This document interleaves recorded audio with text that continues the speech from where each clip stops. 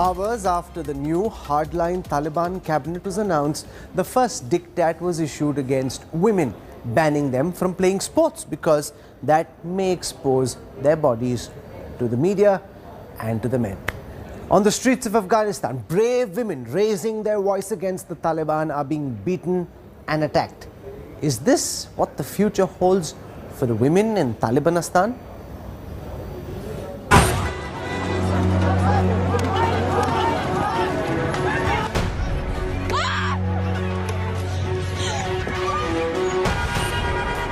All fears of Afghan women comes true. Soon after the Taliban forms a government, brazen discrimination against women begins. Taliban has announced that women in Afghanistan will not be allowed to play sports. Yes, as rigid as it sounds, the Taliban has now made this their unfortunate reality. The reason is appalling. The Taliban claims that sports will expose women's bodies to the media. Afghanistan had a thriving women's cricket and football team. Many of their players were forced to flee the country, fearing exactly what the Taliban now brazenly bans. In fact, the Taliban has also made it quite clear now that they will not have women as part of their new cabinet. Yes, even as the Taliban formed their interim Islamic Emirate government with 33 members, all hardliners in key posts, no women have been given representation in the administration. This comes despite their previous promises to form an inclusive government for Afghanistan. Well, even their educational system has fallen in line with their radical mindset. Even though women are allowed to attend classes, there are strict restrictions imposed on them. They've got to be covered head to toe with a niqab. Girls and boys are seen seated separately with curtains drawn right at the center. Both have to use separate entrance and exit ways.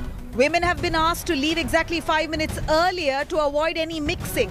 Universities have also been instructed to appoint only female teachers for female students. Most of these rules are already followed in many parts of conservative Afghanistan, but by choice. Now, it's the new norm. It's compulsory to follow the Taliban's hardened Islamic laws. If not, this is what you can expect. Here's another shocking visual of Taliban soldiers beating a woman in front of the Kardan University in Kabul, all because she stepped out to peacefully protest against the Taliban's atrocities. But kudos to these women of Afghanistan. Despite guns being pointed at them, these women have decided to stand up for their rights. They have been protesting vehemently under the nose of the deadly Taliban with arms, calling for international attention on the most unfortunate humanitarian crisis that unfolds in Afghanistan today. Bureau Report, India Today. At least 14 members of the Taliban's hardline government in Kabul are on the United Nations Security Council's terrorism blacklist, including Prime Minister Mullah Mohammad Hasan Akhund and both his deputies. Another designated global terrorist, Sirajuddin Haqqani, carries an award of $10 million on his head. He is now the interior minister of the country. There are no Shiites, there are no women and very few minorities. Most wanted terrorists, leaders with $10 million bounty on their heads, former Guantanamo Bay prisoners, mercenaries responsible for notorious attacks.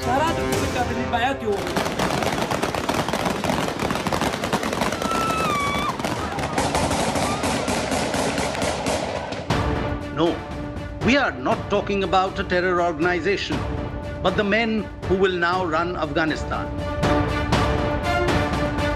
The Taliban have announced an interim government declaring the country an Islamic Emirate.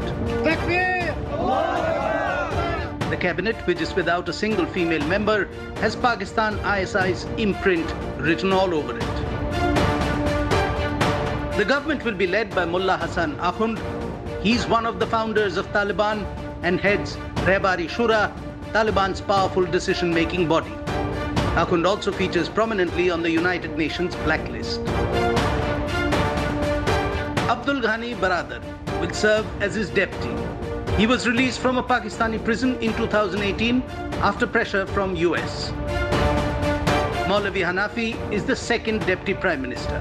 Other appointments include Mullah Yaqub, the son of Muhammad Omar, founder of Taliban, who will act as Defence Minister. Next in the cabinet is Sirajuddin Haqqani, the head of Haqqani network. He is the Interior Minister and has close ties with Al-Qaeda. The US has a $10 million bounty on the newly minted minister. And he's not alone. Khalil Haqqani, who is now the Minister for Refugees, also has a $5 million bounty on his head. Another notable mention is the new Education Minister, Abdul Baki Haqqan. And here is what he thinks of degrees. No PhD degree, master's degree is valuable today. You see that the people who are in power have no PhD. But all these leaders are the greatest of all. Then came the bizarre diktat from Taliban Cultural Commission head, who banned women from participating in sports, claiming that it would expose their bodies to the media. The Resistance Front, which are still fighting the Taliban from Panjshir, have called the cabinet illegal. A key aide of slain legendary resistance commander Ahmad Shah Massoud spoke to India today on how a majority of Afghans actually don't support the Taliban. Their heads are high, higher than before, and they indeed inspired other terrorist organizations in the world to wake up. We have now Afghanistan in our hand, which is not true. They have the land, not the people. The Taliban are trying an image makeover, promising rights to women and minorities, among other things. But if this cabinet is anything to go by, they are clearly not walking the talk. Is this a simple case of old wine in new bottle? Bureau Report, India Today. What should we expect from Taliban's terror cabinet, and how should the world and India deal with this new reality? Joining me on this broadcast, I want to welcome first Shukriya Barakzai, former member of Parliament of Afghanistan, has been the ambassador to Norway and a leading women's rights activist. Mahmood Khalili joins us. Mahmood Khalili is the grandson of Khalilullah Khalili, the son of Masood Khalili, well-known author, poet, joining us from Washington, D.C. With us also on this broadcast is Gautam Mukhopadhyay. He's been India's ambassador to Afghanistan, was in Kabul between 2010 and 2013, and has been appearing on the show extensively and sharing some very sharp insights on the evolving situation in the country. Sushant Sareen has joined us. He's been one of those who've been saying that there is no Taliban 2.0. You're foolish if you think that there'll be a moderate face that the Taliban will present, and that's exactly what's happened. And last but not least, Ali Sarwar Naqvi is the Executive Director of the Center for International Strategic Studies, joining us from Pakistan. He's been at different positions in the Pakistan Foreign Services and has been at the United Nations. So I want to break up this conversation into three parts, and I'll start right at the top, because at the top you've got a man who's come in as Prime Minister, Mullah Hasan Akhund, who's responsible or blamed for the destruction of the Bamiyan statues. Earlier, the person who everybody thought might actually be in charge was Mullah Baradar, but he hasn't been given that post. Even though he did the political negotiations, he was seen as the Taliban's face to the outside world, was in Doha, widely expected to be in charge, a far more radical hardliner has been made the country's de facto Prime Minister. So let me go across to Gautam Mukhopadhyay. Right at the top of the cabinet, you now have the man who is blamed for having destroyed the statues of Bamiyan, which horrified the world. What do you expect from the country's new leader and from his terror cabinet? How is this different from what was being discussed previously in terms of the Taliban at least claiming that they would take a more inclusive approach? Ambassador Mukhopadhyay. Thank you, Rahul. You know, basically what we are seeing is a kind of war cabinet or a military cabinet. The message that is going across is that the jihad has not ended. despite the withdrawal of, so to say, foreign occupation, end of foreign occupation and the withdrawal of US troops. That means the jihad will continue. There are two ways that the jihad can continue. It can continue internally to use words that they have themselves used in the past to eliminate all vestige of foreign influence and occupation in Afghanistan. And it could also continue externally, given the very deeply intertwined links between the Taliban and a whole range of extremist and radical organizations, both international and regional, relating to Central Asia, relating to Iran, relating to the Shias, and also, of course, relating to India, many of them backed and supported by Pakistan. So I think the main message is that the Taliban are unreconstructed, that they are going to continue with their agenda. If anything, Taliban 1.0 was not yet a terrorist outfit. They were socially repressive, ultra-conservative, but they were a religious militia at that stage, and they used repression and force and fear. The Taliban, I would call Taliban 2.0 the period when they were in Pakistan, that is 2001 to 21. This, we are going to see what is the look of the Taliban 3.0. And Taliban 3.0 seems to be very much a continuation of Taliban 2.0 in Pakistan. Shukriya Barakzai. Mullah Mohammad Hasan Akhund is the head of the Rahbari Shura, which is also called and widely referred to as the Quetta Shura.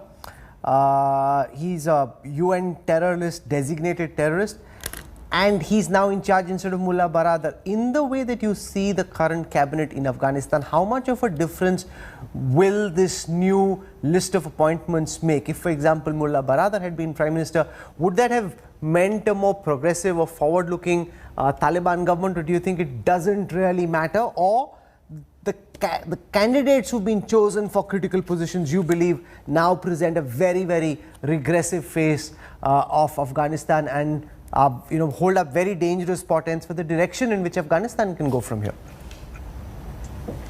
Good evening, everybody. It's very disappointing to see, rather than having at least a people to be in charge of government in Afghanistan, I only can say that they are more similar, like one of the religious or madrasas advisory board, because when it comes to the capacity, knowledge, and career of those ministers, it's a big question.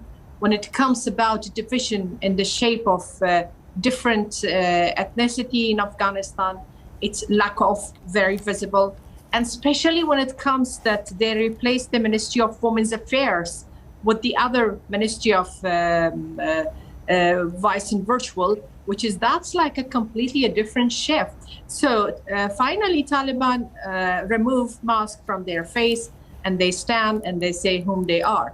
But there's a question. Don't you think the Afghan people was being betrayed by their own allies? When Taliban were claiming they changed, their mentality was being changed, do ever they prove? No.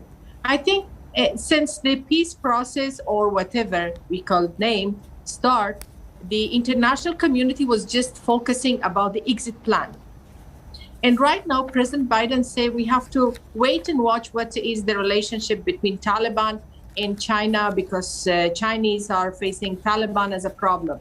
So I think that's very irresponsible thing. If today Haqqani is sitting there, who give them the rights to be in that position? Who give them the exchange to travel to Doha and to be exchanged with other American or Australian?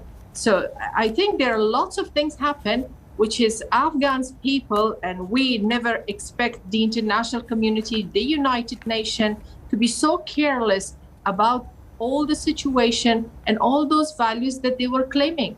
So if I would ask the Taliban, if I would like to make them accountable, they are not the people even to listen to a very civilized voice in the Afghanistan streets. When women are coming and raising their voice, that we are a human being, we are part of this society, you cannot eliminate us from power. So this is a very civilized voice. They cannot tolerate that kind of civilized voices inside of Afghanistan, and they cannot tolerate the national resistance of the people against their own ideology of Taliban. In fact, you're seeing those visuals on our screen right now, where you've got peaceful women holding placards protesting Mahmood Khalili on the streets of Kabul. And in any other country, they'd at the most push someone back or use a baton. Here they're firing in the air with real live ammunition, and that's just how dangerous the Taliban is. You're in Washington, D.C., Mr. Khalili.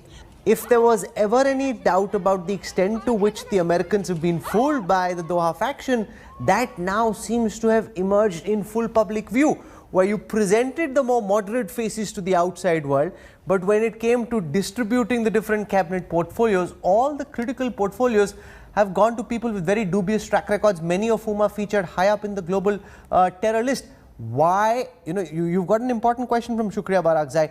How could America and the world have been so careless? Well, first of all, thank you for having me, and Mrs. Barakzai, thank you for your service to our country. You have always been a voice of reason and enlightenment. To answer your question, Rahul, what has not happened over the past 20 years that has not been betrayal? The Afghan government was busy. Both of our presidents, a lot of, not all of the Afghan government, but both of our presidents who had the most power, they were busy filling their bank accounts and fighting for power. The Americans, well, they listened to those presidents, and the presidents told our military, hey, for the sake of peace, let's not fight the Taliban. Let's negotiate. The only thing we should do is negotiate. But in a war, you have to fight. And then on top of that, you give the Taliban the space to gain power. You give the Taliban the space to fight. And who helped them the most? Well, that was the Pakistani ISI. A lot of people are afraid to say the Pakistani ISI are the ones that are the major problem in this equation. But that is true.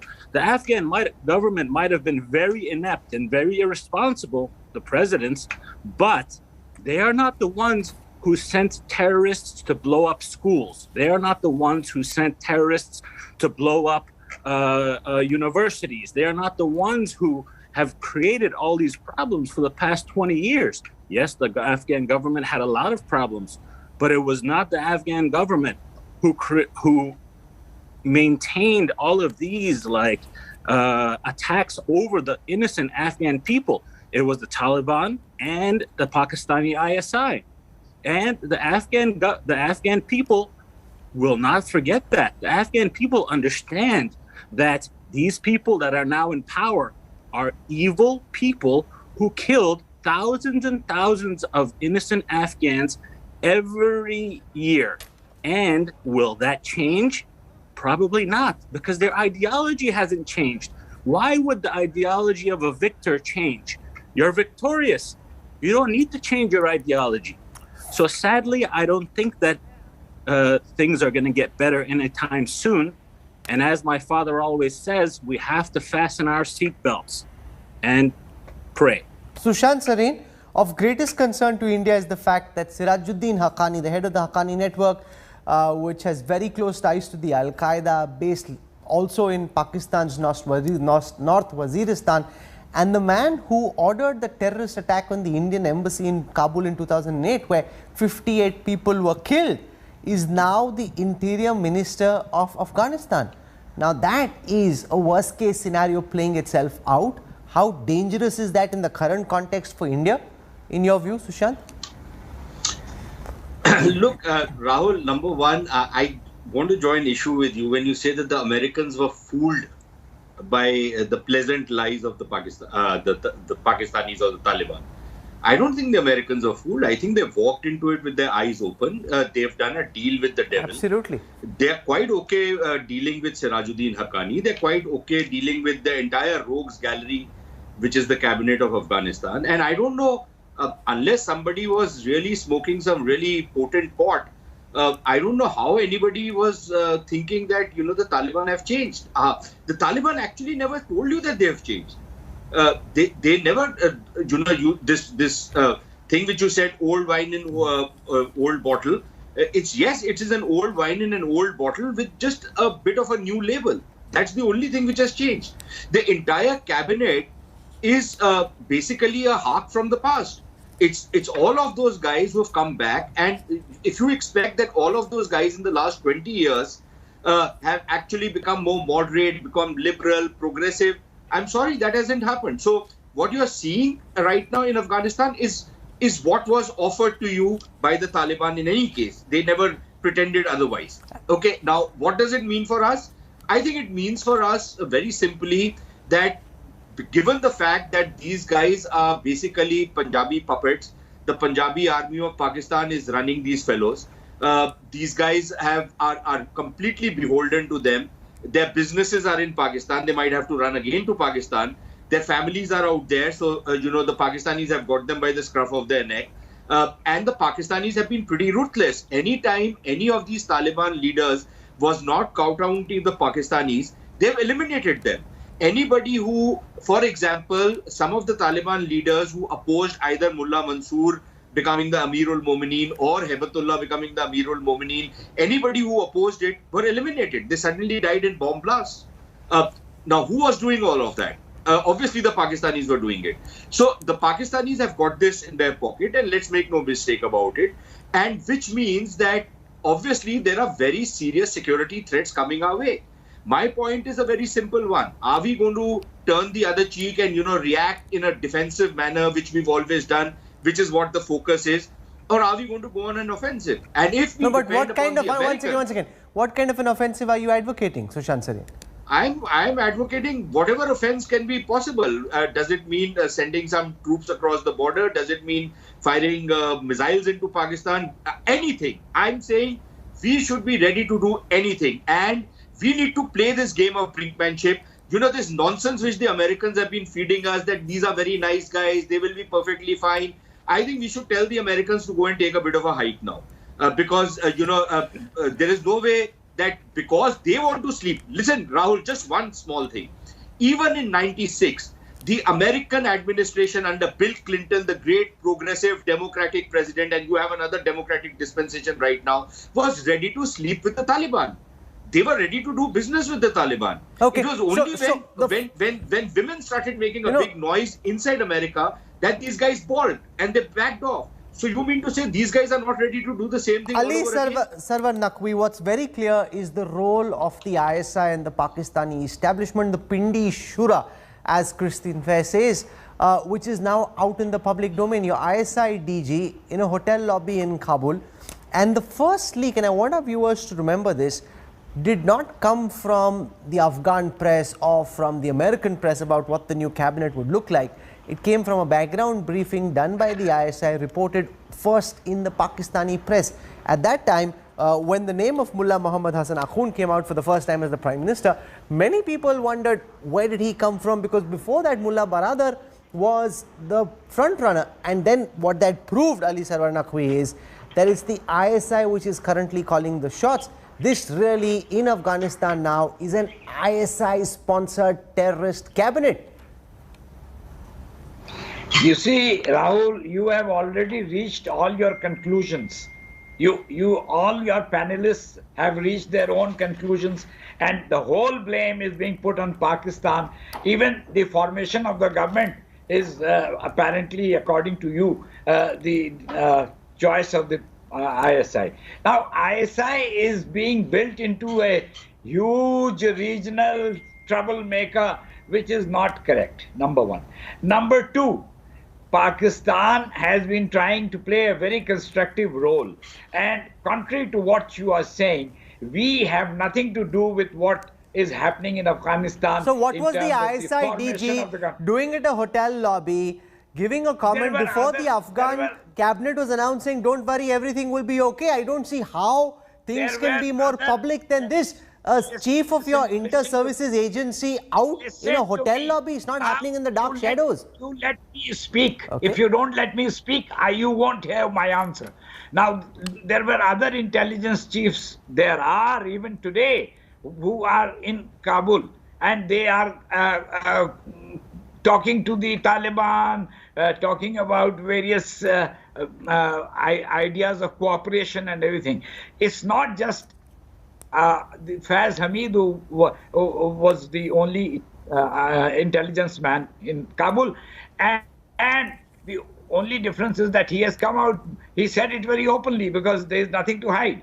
Now, you know, this whole corrupt setup has gone, and the Taliban have walked in Kabul without even one small resistance pocket. So they are now doing what they want to do. Now, it is unfortunate that there are certain things that should not happen, but I think this is something that the regional powers particularly and the international community as a whole should try and work with them and see how these things can be resolved. I mean, I don't understand why everything is being put on in the books of Pakistan as the troublemaker. Gautam Mukhopadhyay, here's the problem. Ambassador Naqvi, once again continuing, even though there is glaring evidence now in the public domain, if evidence was required in the public domain, to deny the role of the ISI. Will the ISI be able to control these snakes that they've reared in their backyard from here on? How strong is the risk that some of the snakes that the Taliban has reared will turn against them and will come back to bite the ISI and Pakistan? Thank you, Rahul. Before I answer that, let me not forget to greet Shukriya Barakzai ji and also Mahmood Khalili, whose father I knew very well. In fact, I knew Shukriya Barakzai in 2002 when she returned to start some, basically NGO-related activity in Kabul. So to answer your question, look, the reality is that the Taliban are a Pakistani creation. They were raised in the refugee camps and madrasas of Pakistan across the Durand Line in 1996. They were radicalized in Pakistan after they were ousted from Afghanistan and pushed into Pakistan between 2001 and 21. Radicalized through indoctrination, through dispatching of mullahs into Afghanistan, through infiltration, embedding, shadow governors, psychological warfare, information warfare, masterminding the military strategy, and finally actually being involved in the final thrust into Panjshir. So I think the ISI hand is very clear. The fact that Ambassador Naqvi is actually defending the Taliban and projecting them as a stabilizing force is a sign that this is a part of the Pakistani establishment playbook. So I don't think there is any question on that. On the question of whether they have their controls, I would just like to pose a couple of counter questions.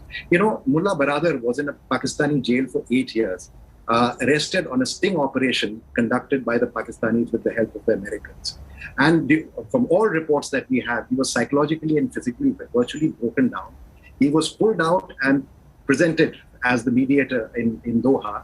Have we ever seen a whimper of a protest about the treatment of Mullah Baradar, their now Deputy Prime Minister, by the Taliban during this entire period? Mullah Umar was dead for 2 years before his death was actually publicly revealed. Have we heard a whimper of a protest from the Taliban rank and file or leadership about what happened to Mullah Umar, or what were the circumstances in which he was killed? When we are dealing with the current, Pakistani Taliban spokesperson, do we ever consider that we are only talking to spokespersons and deputy leaders? We have never actually seen the Amir al-Momineen, the leader of the Taliban. Who is masterminding? Who's pulling the strings behind? I think it's very, very clear that, that the presence of the DG of the ISI is indicative of not just the fact that he was an influence in forming the government, but that he was instrumental in what appears to be something close to a genocide in the Panjshir Valley. Mahmood Khalili, how concerned are you, sir, about the state of women now in Afghanistan? On the streets of Kabul, you had brave women come out, protest against the Taliban, bullets fired into the air, some of those women being pushed back and assaulted. Far from having women in the cabinet or allowing women to go out and work, we're seeing segregation in classrooms, we're seeing women being pushed back. It seems it's a very, very dangerous and slippery path that the Taliban have undertaken now. Well, women have the most to worry about. Every time there's a regime change in Afghanistan, women are the ones that suffer the most. And so women, they've been protesting for months, for years. But ever since the Taliban have come to power, the second day very brave Afghan women went out to protest. Have the Taliban changed? Maybe a little bit, but are they open-minded? Will they allow women to have more rights? Definitely not. Their ideology has not changed, and it will not change.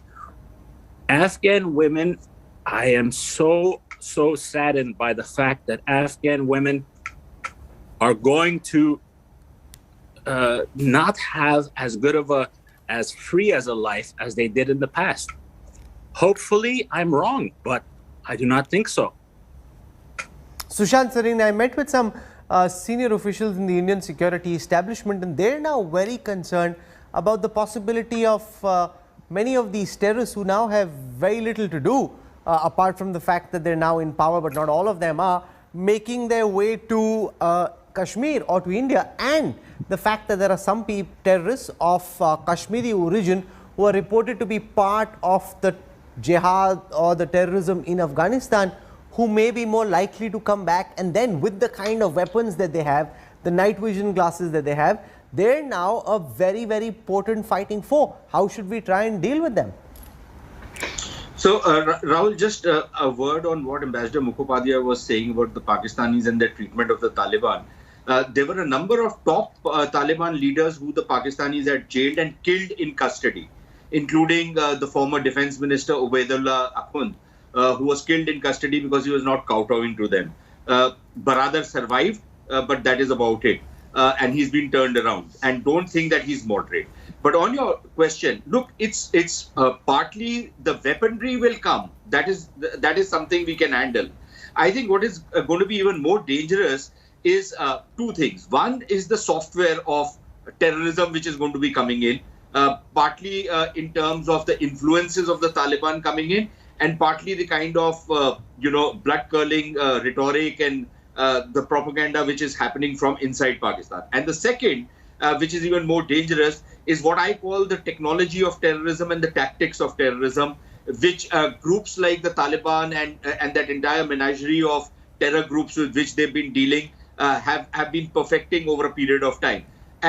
We haven't seen much of that. So, for example, suicide bombing. We've seen about 3 or 4 at best suicide bombings over the last 30 years in Jammu and Kashmir. Now you have an entire battalion of these Pakistani and Taliban trained suicide bombers.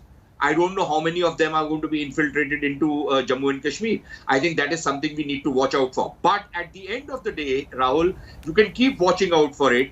But this is an endless stream of people because there's so much cannon fodder in Pakistan that, you can just keep picking up these people, brainwashing them and sending them as human bombs. So you have to really start attacking at the source, which is why I say that it's not just defense, but we now need to start working on very stringent retaliatory measures, regardless of what will happen after that.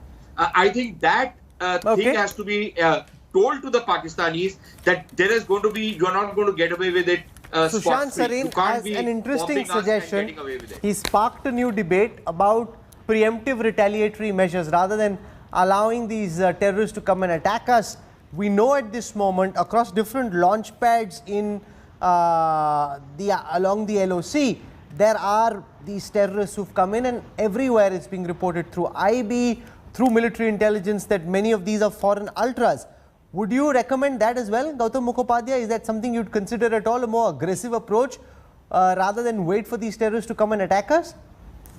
There is a point there. I think, successive Afghan leaders and many others have been pointing out, including actually 3 American presidents, that, while the theater of the war is in Afghanistan, the source of the war is in Pakistan. And therefore, if you want to really address this problem, you have to deal with this problem in Afghanistan, in Pakistan. And in fact, that was the background in which the mandate of Richard Holbrooke in Obama's administration to create the mandate of an AFPAC was, precisely based on that analysis. The reality has been that in spite of that epiphany by Bush, by Trump, and by Obama, they have not actually pursued this logic to this course.